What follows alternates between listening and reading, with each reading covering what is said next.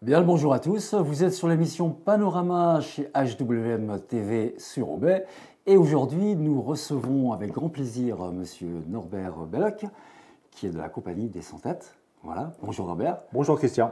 Alors on va parler déjà de qui vous êtes, de ce que vous faites et puis peut-être de présenter la compagnie pour qu'on sache un petit peu D'accord, le il n'y a contexte. pas de souci. Je suis Norbert Belloc, je suis le président de la compagnie des 100 têtes qui fête cette année ses 19 ans. 19 ans d'activité. Tout à fait. Nous sommes basés à Vergès et nous avons diverses activités très variées. Nous proposons entre autres des ateliers de théâtre amateur, enfants, ados, adultes. Enfants, ados, adultes, d'accord. Tous les mercredis au centre social de Vergès. Nous avons aussi une activité production de pièces de théâtre. D'accord. D'ailleurs, en ce moment, nous sommes en pleine répétition d'une adaptation des Fourberies de Scapin qui a été faite par Grégoire Aubert et qu'il met en scène lui-même.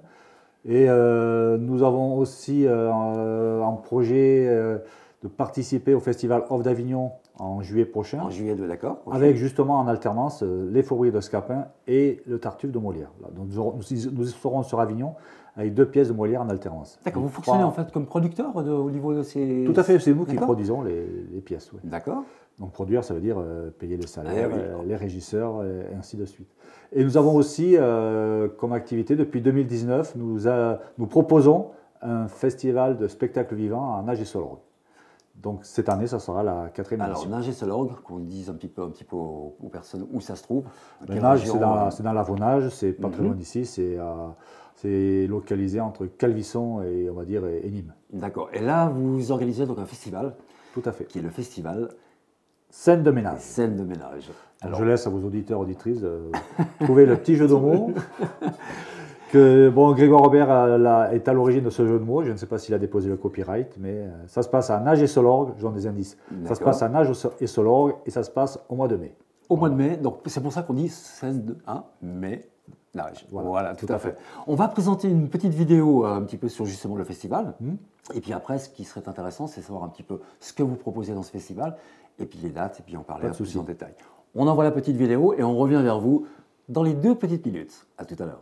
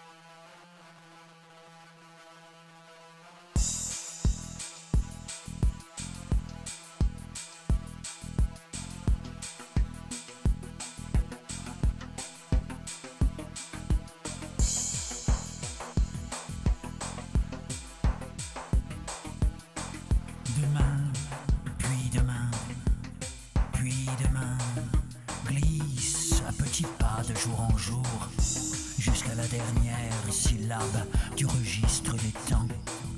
Et tous nos hier n'ont fait qu'abréger le chemin de la mort poudreuse. Aux armes, la forêt en mouvement marche droit vers les portes du château. Faites sonner les cloches, faites sonner l'alarme.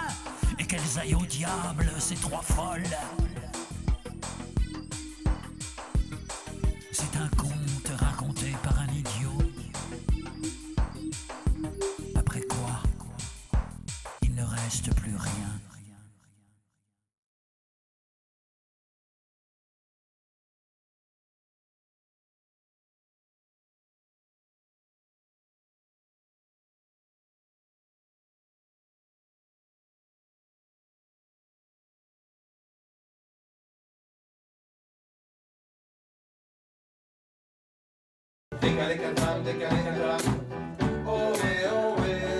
Reste chez toi, sur le feu, profaneur du cow-boy.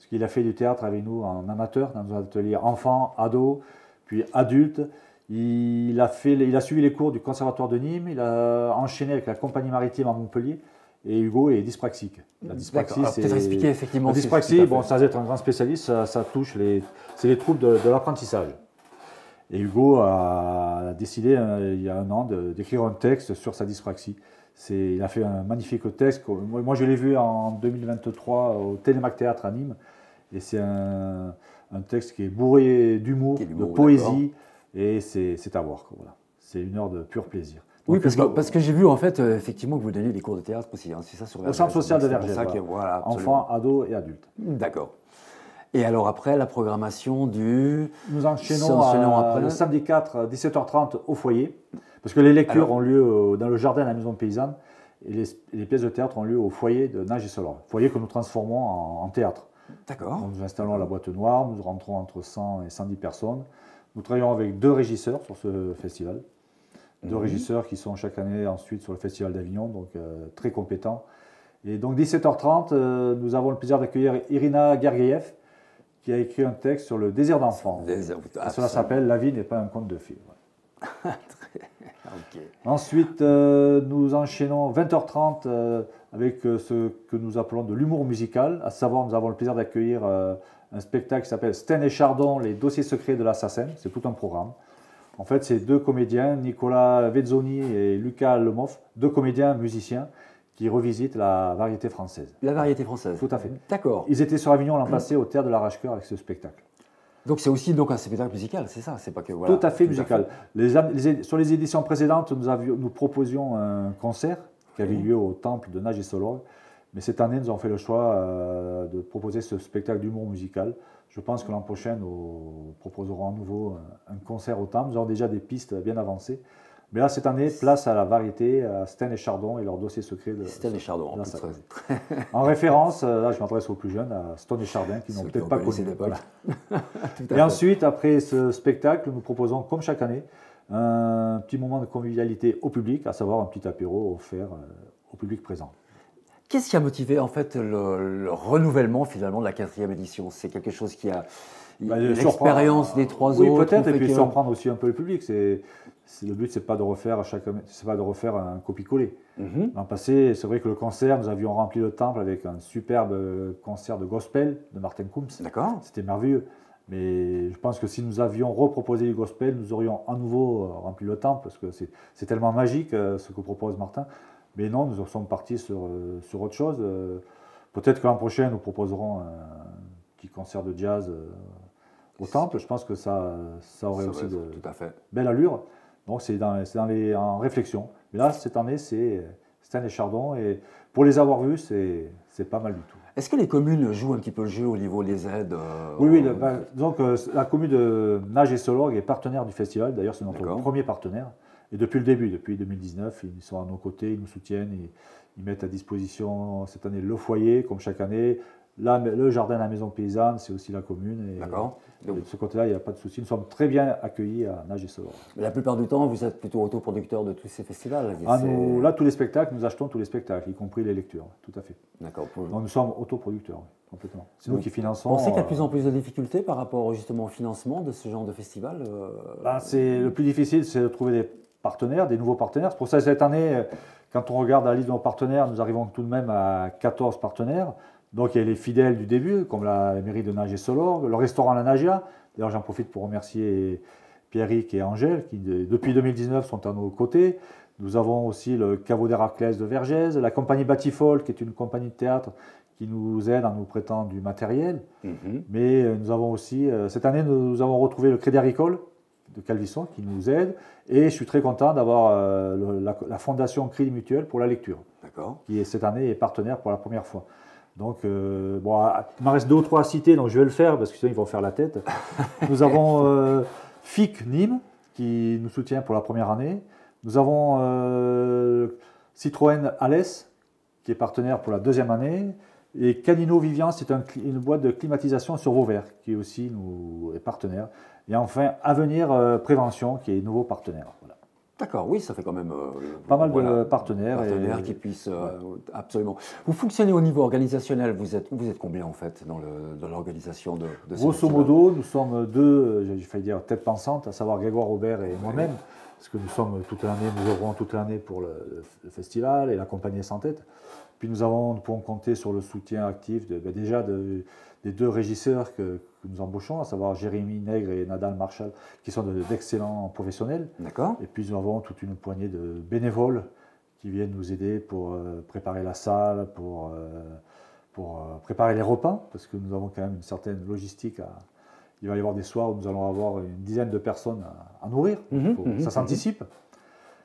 Puis ensuite, quand le festival est terminé, parce que tout festival débute, ça se termine. Il faut remettre en état le foyer. Donc, toujours plusieurs jours avant, plusieurs jours après aussi. Nous avons besoin de bras pour nous aider à démonter, nettoyer le foyer, le remettre en état pour leur restituer les clés à la mairie. Voilà. D'accord.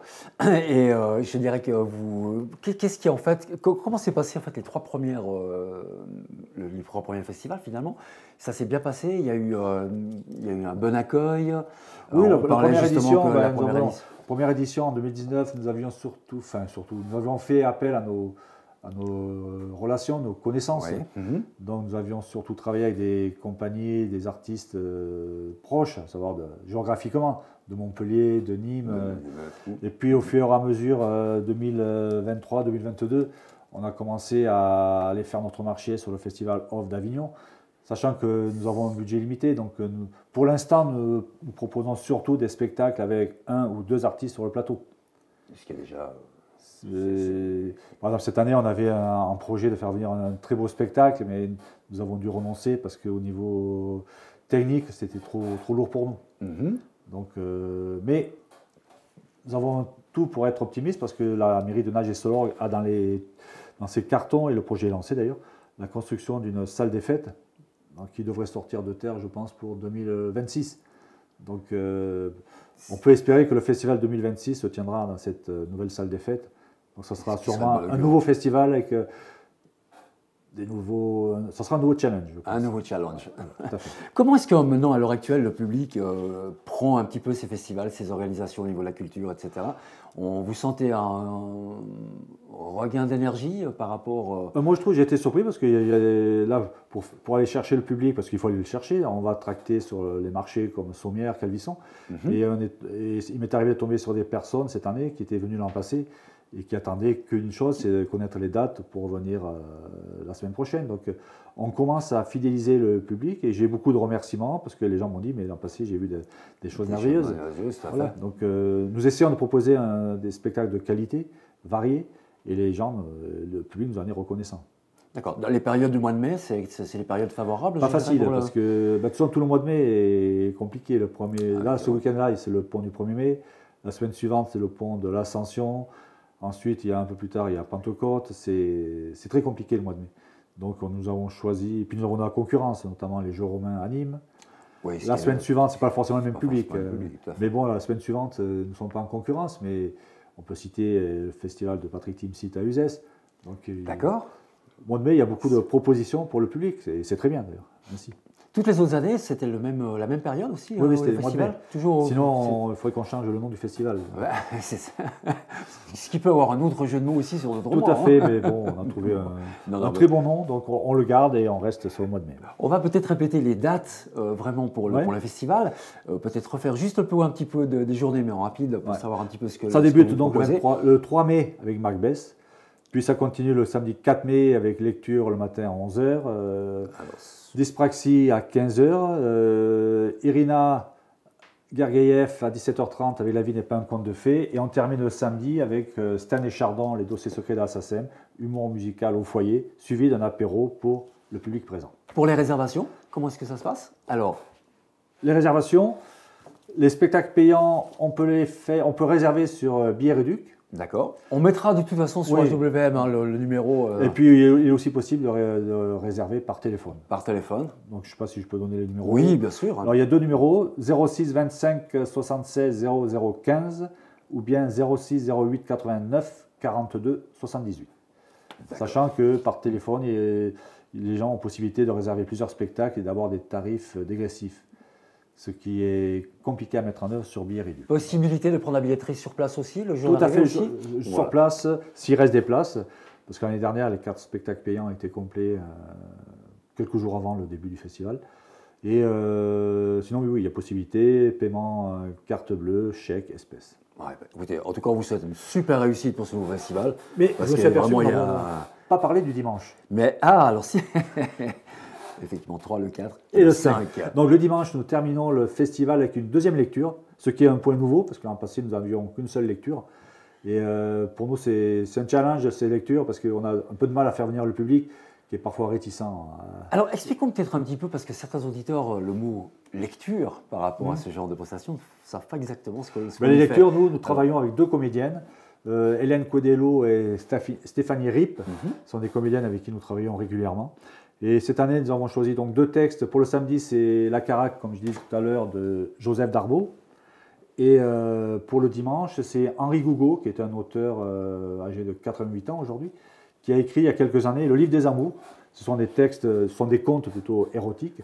Et Stéphanie et Hélène, elles travaillent déjà ces 2 textes et puis elles les lisent de manière un peu théâtralisée et en essayant de faire passer tout ce que peuvent contenir ces textes à destination du public, peut-être pour leur donner envie de lire d'autres œuvres. Pour info, en 2022, par exemple, Joseph Darbeau, nous avions proposé La Bête du Vaccarès, qui est un de ses textes les plus connus. C'est pour ça que cette année, nous revenons avec La Caraque, parce que c'est quelqu'un qui avait écrit de manière merveilleuse sur la Camargue, justement. D'accord. Et donc, pour terminer sur le dimanche 5 mai, à 16h30, nous avons l'immense plaisir d'accueillir Sandra Colombo, qui est une comédienne qui a écrit et qui interprète la pièce Que faire des cons, qui a eu un énorme succès sur le festival Off d'Avignon en 2023, où elle était au Théâtre Notre-Dame et elle avait affiché complet du premier jour au dernier jour. Elle a été avec ce texte Coup de cœur France Inter 2023, qui est tout de même un critère de qualité, absolument, je pense. Tout à fait. Et donc Sandra nous fait le plaisir de venir le dimanche 5 mai à Nage à 16h30. Bien. Et ensuite, clôture de festival, à nouveau, un moment de convivialité offert au public présent, où il y aura de quoi boire de bons petits vins, grignoter et surtout discuter avec les artistes présents et le public aussi. Et de pouvoir aussi vous rencontrer, discuter un petit peu de... Tout à fait. Et nous donner les retours positifs, négatifs. Ce qui nous intéresse, c'est aussi d'avoir les retours positifs et négatifs pour nous améliorer sur les prochaines éditions. Voilà. Fantastique. En tout cas, n'hésitez pas à participer à ce festival. Donc, on répète les dates, c'est le 3, le 4 et le 5 mai. Tout à fait. Et sur la commune de Nage et Solorgue. Nage et Solorgue. On vous y invite et vraiment avec grand plaisir. Venez sur place, venez nombreux. Faites tourner un petit peu cette vidéo et la présentation un petit peu du festival. En tout cas, merci Norbert d'être passé à la WBM, présenter votre festival. On vous souhaite plein succès.